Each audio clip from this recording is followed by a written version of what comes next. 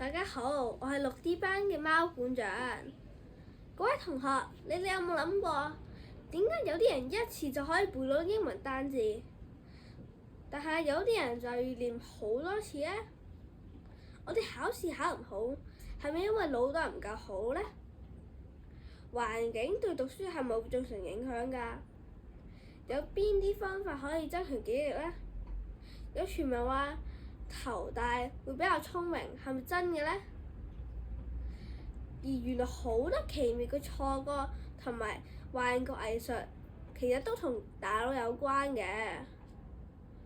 今日要介紹嘅呢本書叫做《漫畫大英百科：人體醫學7學習與大腦》，由幫幫 Story 編寫，劉永成繪圖，三彩文化出版。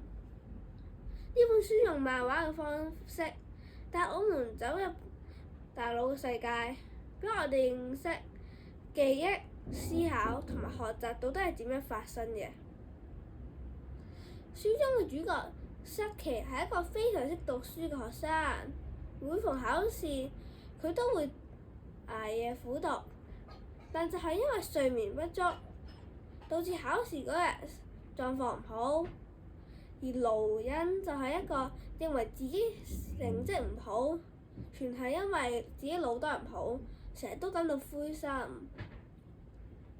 苦惱嘅兩人喺某次嘅巧合之下，認識咗腦科學家杜博士，跟住博士一齊學習之後，佢哋終於揾到適合自己嘅學習方法，亦都對大腦有全新嘅認識。睇完呢本書之後，我真係覺得好有趣，亦都好受啟發。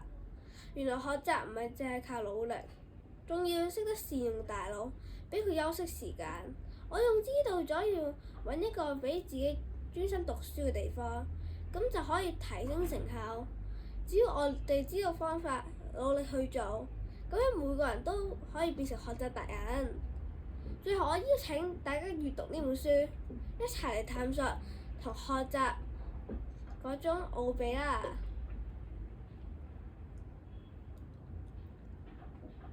多謝大家。